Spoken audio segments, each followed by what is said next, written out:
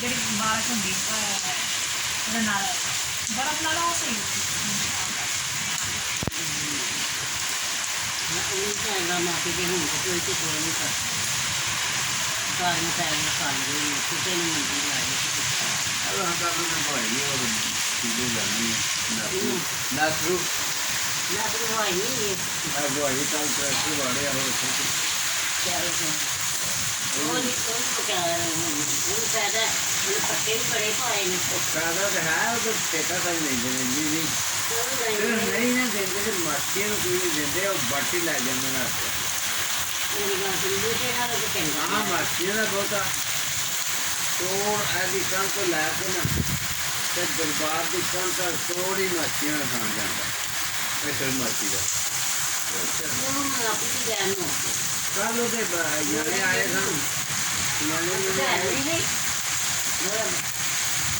ਕੰਮ ਕੀਤਾ ਪਤਾ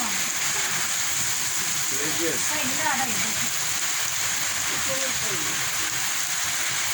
ਉਹਨਾਂ ਦੇ ਮੁੰਡਿਆਂ ਨੂੰ ਦੇਈ ਜਗਾ ਉਹ ਨਹੀਂ ਉਹ ਇੱਥੇ ਕਿੰਨੇ ਅਸੀਂ ਨੇ ਹੋਰ ਕੱਲਾ ਹੀ ਲਾ ਤੇ ਚੱਲ ਲੈਂਦਾ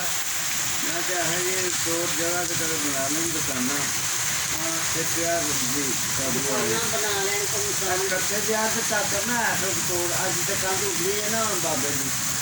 ਇਹਨੂੰ ਸਿੱਧਾ ਜਾਂਦਾ ਤੋੜ ਸਾਉਗਾ ਫੇਰ